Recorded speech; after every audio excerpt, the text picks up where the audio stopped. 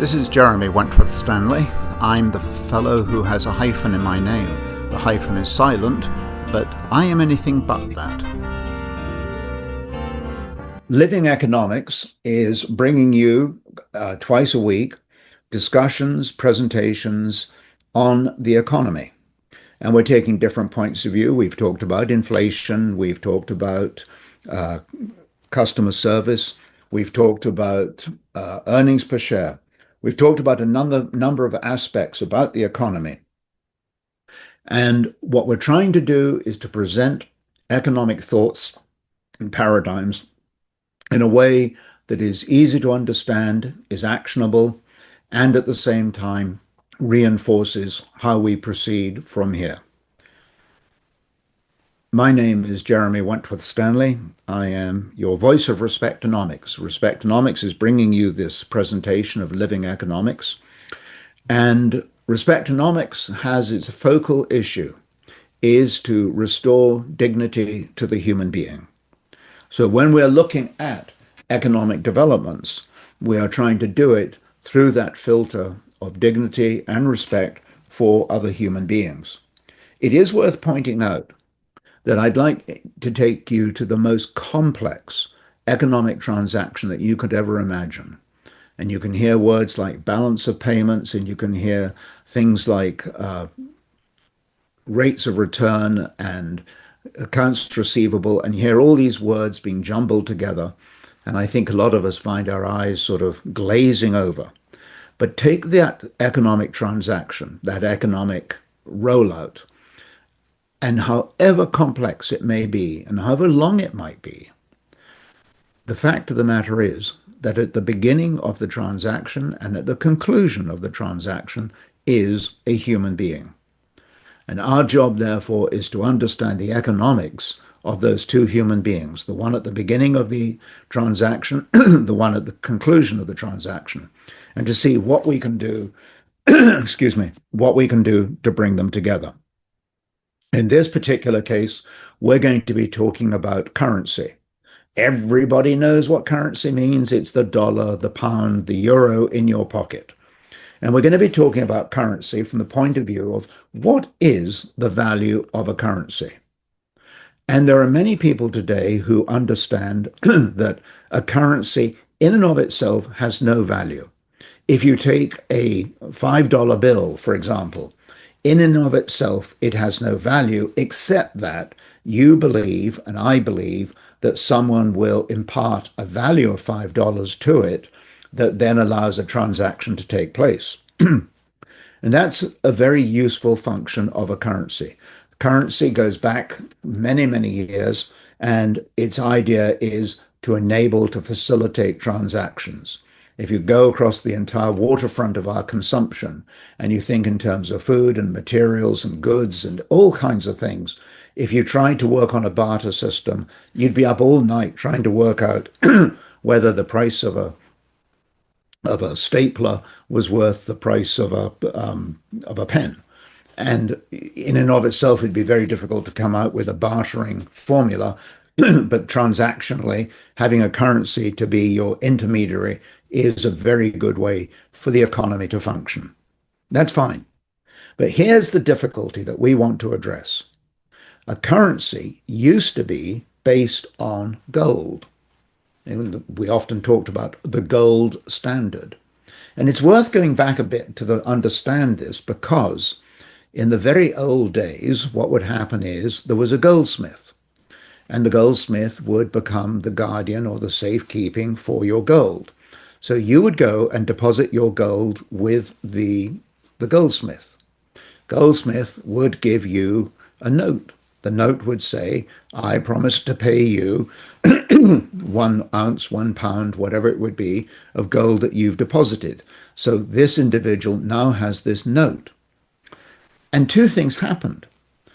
The depositor, the one who had given the gold to the goldsmith, finds out that he's got this note.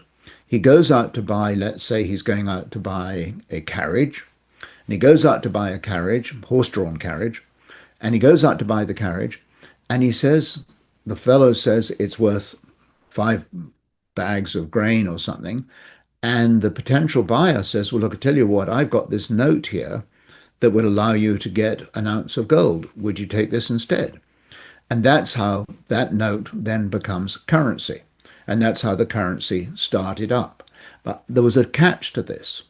The goldsmith discovered something. He discovered that the gold certificate that was now in circulation never actually came back to him to be redeemed. So he started issuing notes against which there was no gold, and it's called credit. And he found out that for every dollar, or excuse me, for every ounce of gold that was deposited, he could equivalently lend out 12 ounces of gold. So there was the creation of credit. So the currency became a means of transaction, and the very nature of the beast allowed it also to become a way to create credit. And creating credit is a way that money then flows into different activities, whether it's building ships or whether it's traveling or whatever it might be. But credit became another of the lubricants to the economy. When people say we should go back to the gold standard, one of the things we have to understand is that if a country has a lot of gold in its reserves, does not necessarily mean that the supply of money is literally what is in the vault. If the goldsmith could lend out money beyond the gold that was in his vault, then it presumably holds that so can a nation do the same thing. The central bank will issue notes against the gold in excess of what in fact is in the vault. Again, creates credit. However, we now get into this difficulty where back in 1930 and various intervals, it turned out that the currency was no longer convertible physically into the gold, and we took it on trust and confidence that the gold was backing it, and that was the basis of the gold standard. The snag with the gold standard is that it was very limiting, because if you think of gold as one segment of the economy, it is only one segment of the economy. And you think of a currency that represents the net worth of the net value of the economy, it makes more sense to have a currency that is backed by the entire worth, they call it the gross national product, the GNP of the economy. So as we moved away from the gold standard, we then created what's called fiat currencies. And really, a fiat currency is in one sense the same as a gold standard currency. One is backed by gold, one is backed by the strength and the breadth of the economy, and the money is in circulation, and it has a degree of confidence in it because we believe that that money will be received for its value by another individual to complete a transaction. Very straightforward. We all have this concern today that the fiat currency, the one that is in fact what you might call away from the gold standard. Fiat means it is made. It's from Latin. But that currency, that's the fiat currency, is in circulation. And here is the difficulty. Just like the goldsmith found out that he could issue notes against gold that wasn't in the vault, so has the central banker found that he or she can issue money, produce money in excess of what you would say is in the economy. It's called paying for a deficit. The deficit is the money that has not been created from the economy and yet has been spent. So if we spend more than we are earning, it is called a deficit. And the deficit financing means that a government says, we're going to borrow some money. The IOU is then bought by the central bank.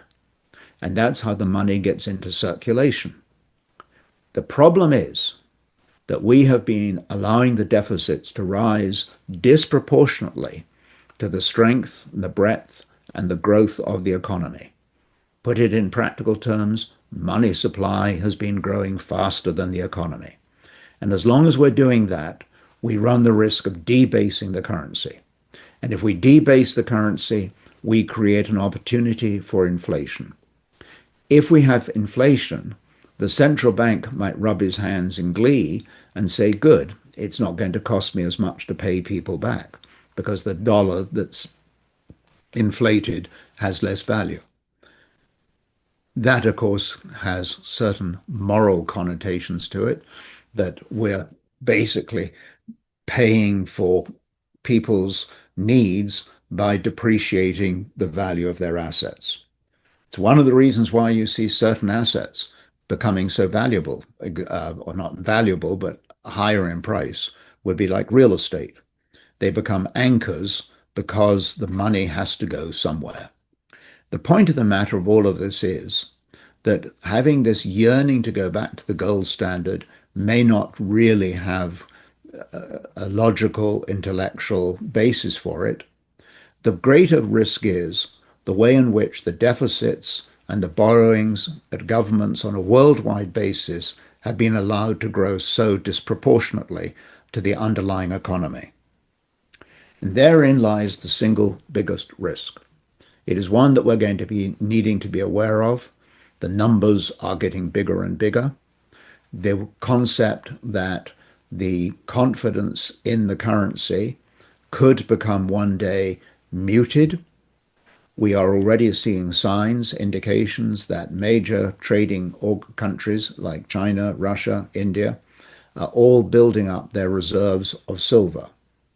And as they do that, it begs the question, one day when they say we're buying, selling a tanker of oil, will they say, and that will cost you a number of kilograms of silver as a distinct from a currency? It's not necessarily efficient in one sense, but it would be probably effective. If we're going to continue with this process of producing more money than is in the till, if you will, then we must also recognize that at some point the piper will come in and play his final tune. That final tune is going to be one where we have to start repaying some of this debt, where we have to take responsibility for reduced services in the system. Now, I want to conclude with one comment about currencies and the risks. Most of us will talk about countries in which we have confidence. We might say we have great confidence in Switzerland.